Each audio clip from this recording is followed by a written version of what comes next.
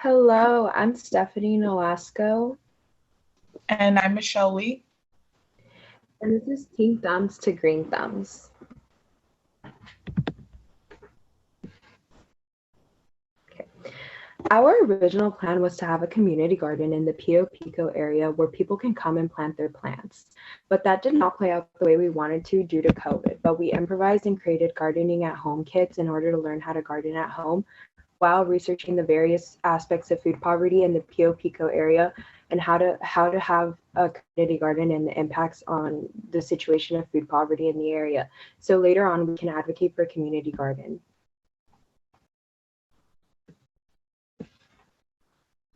This is phase one.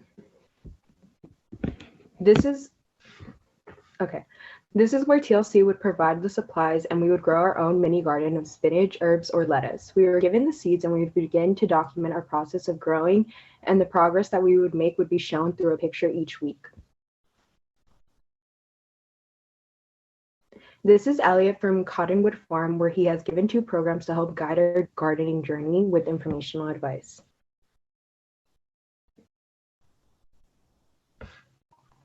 This is Michelle's experience. She had planted some spinach and left it out in the sun. At first, the seeds did not grow, but she continued with her spinach and soon got some results.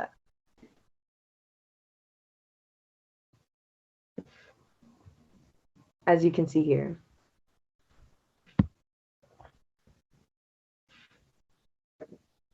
However, in my experience, I had planted some lettuce and had absolutely no luck with the seeds for a little over a month. But then Elliot came along on a call and gave us all advice. And as a communal opinion, they all said it was best to start over if we did not see any results. So I did that. And soon enough, I got some results and my seeds started to sprout.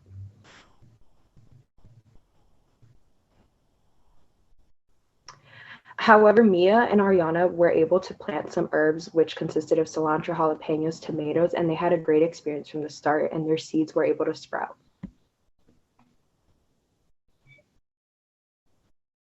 But both Kevin and Lauren did not have the best experience from the start. In fact, Kevin forgot to take out the plug, which caused his plants not to grow, but they're now growing and doing well. However, Lauren has tried about 3 times and still had no sprouts coming out, but she's still trying and caring for her plants.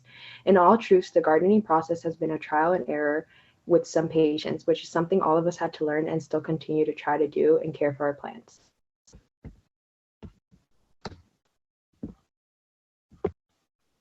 So, since we weren't able to have a community garden, instead we conducted research in 3 different areas in hopes of creating one in the future.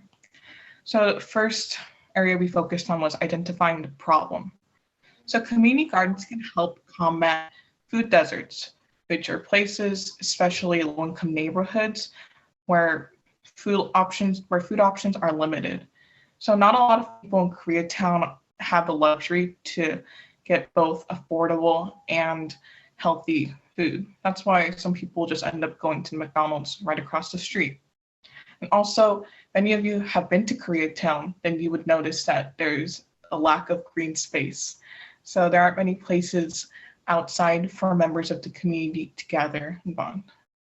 The next, moving on, we get the benefits. So one benefit is how community gardens can help promote community bonding. So you can meet new people, make some friends, and hopefully create long-lasting relationships and friendships. And also you can relieve stress in a healthy manner. So instead of thinking about work or school, you can water your onions in peace while talking with your new friends.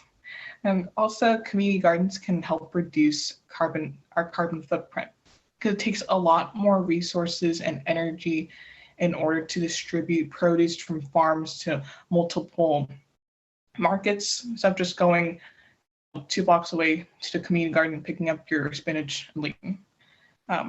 Yeah, and another key benefit that we saw was how community gardens result in higher fruit and vegetable consumption among those who participate in one.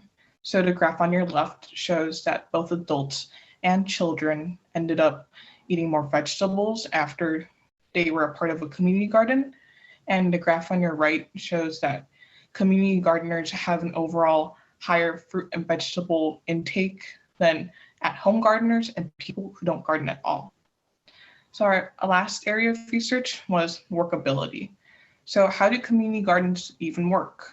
So they're often split up into individual plots, which can be rented to individuals or families, and the starting and the cost to rent a plot ranges from $100 to $120 per year. So what are the hours? Well, looking at Santa Monica's community garden, theirs is open from 8 a.m. to 5 p.m. on weekdays, closed on weekends. So Koreatown's community garden can adopt similar schedule or a different one. Who gets to be there? Obviously, residents of Koreatown. You will not find anyone from Glendale or Burbank there, I promise. And how will it be funded? Well, through multiple ways, through fundraisers, campaigns, grants, etc. So our next steps, we plan to meet with a lot of different people, including hopefully a local city council member, to strongly advocate for a community garden to be built at Pio Pico or just somewhere in Koreatown. Also, we're in the very beginning stages of the creation of a seed library and also a gardening kit lending program at the Memorial branch. So really, it's only going up from here. So overall, we all had a very positive experience gardening at home. We learned to become patient and have perseverance because gardening took a lot more trial and error than any of us, including myself, had expected. And it was also a really great stress reliever, especially during the pandemic, in which we're all isolated from each other and mental health may not have been the best. But even though we all gardened in our separate homes, I think sharing our progress through Zoom, both like the good and bad, and just talking about it together, it really helped strengthen our bond. And we hope to emulate perhaps an even stronger sense of togetherness within Koreatown through a community garden.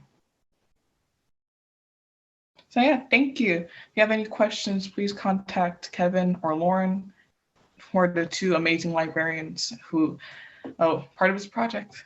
Yeah, thank you.